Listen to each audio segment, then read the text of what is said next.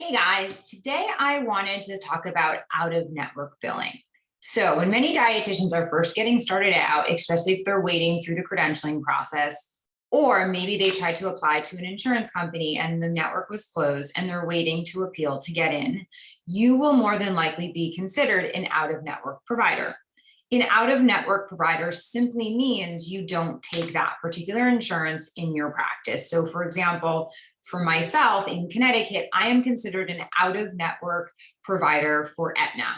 I am not in network with them because their network has been closed to private practice dietitians. So today I want to talk about the 4 options for billing when you have a patient who has an out-of-network insurance.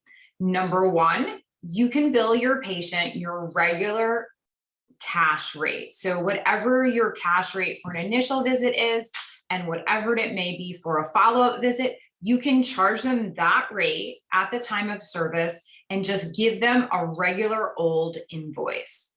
Okay, so for example, in my practice, I charge $180 for an initial visit and $80 for a follow-up visit. Say in this particular example, patient had Aetna.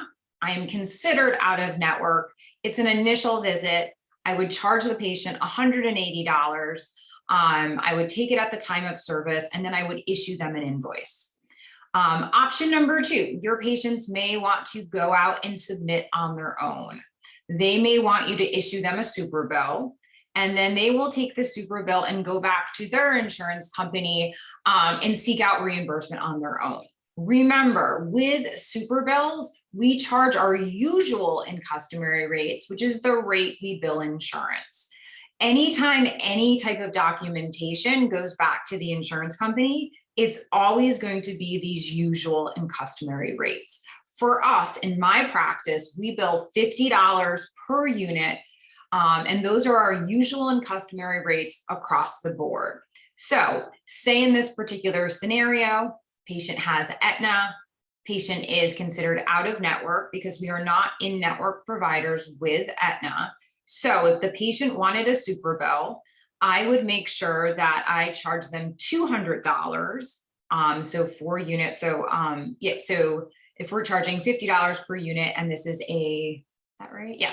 And it's a 5-unit, 4-unit initial, that would be $200. And so just remember, it is not our responsibility to go after that money on a super bill. Remember, the patient is paying us first, and then we issue them the super bill with our usual and customary rates noted. Then the client takes that super bill and then does whatever they need to do on their end to get reimbursed from an out-of-network provider. Remember, we cannot guarantee they have coverage because it's going to be solely dependent upon what their out-of-network benefits look like. And in some particular cases, they have 0 out-of-network policy. And in some particular cases, they have 100%. It's generally going to be based on like how expensive that premium is and that in terms of what they're paying. So option number 1, regular cash rates. Option number 2, issue a super bill with your usual and customary rates. Option number 3 would be to run the patient's HSA card if they have one. An HSA card is a health savings account, which is often tied to high deductible insurance plans. If a patient has a high deductible plan, they have to pay down the amount of the deductible relative to the services they receive. So the deductible has to be paid, or what we would say met, before the insurance company starts to pay for those services. So if the patient has an HSA card, there's a good chance on that HSA card that they have money that they put aside each pay period. And there may also be an option that their employer matches that amount. So there's going to be some money on that HSA, and we treat that HSA like a debit card. We can run that HSA in our practice as long as we are identified in our merchant services. So whether it be Square or Stripe, we have to make sure that there's the button, on the back end turned on that we are a healthcare provider.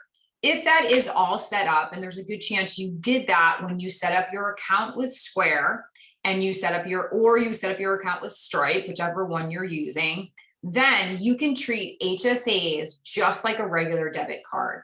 You would charge your usual and customary rates, which are your insurance rates, and then you would run the card through or punch it in manually through the portal as a regular service. So because MNT is considered a medical expense that's supported by HSAs, if the patient has money in their account, you should be good to go.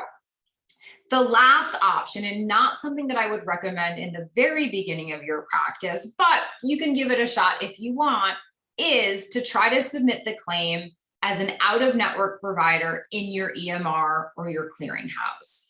So even though you're an out-of-network provider, say in my particular scenario, let's use Aetna, I can still submit a CMS 1500 form to Aetna. When the claim comes through to Aetna, they're going to know that I'm out of network because my NPI is not on file as an in-network provider. So they're going to pay out at out-of-network rates, which is more than likely lower than what they would pay in-network. Why do we do this for our patients? We do this as a courtesy. And I always say, give it a try. And if it doesn't work, then the patient is 100% responsible for paying for the claim.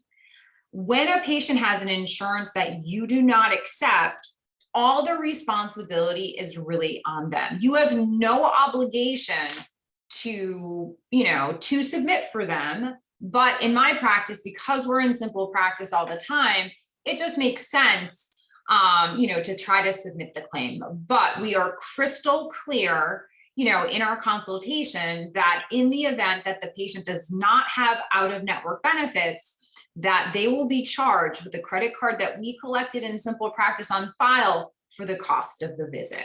Okay, so let's recap the 4 different ways you can bill for out-of-network services. Remember, out-of-network services simply refer to an insurance company that you don't participate with. For whatever reason, it could be that the network is closed, or it could be your credentialing is not yet in effect. Number 1, you can charge them your normal cash rates. Number 2, you can issue them a super bill and charge them your usual and customary rates. Number 3, you can run their HSA for the usual and customary rates of the visit. Or number 4, you can submit on their behalf as an out-of-network provider the exact same way you would submit if you were an in-network provider. Once again, it is totally up to you what steps you take, but I know for me, in my practice, it's always been helpful to have some different options for patients when they have an insurance company we don't accept. So as usual, head over to the Facebook page if any of this is confusing, or if I can provide any clarity as well.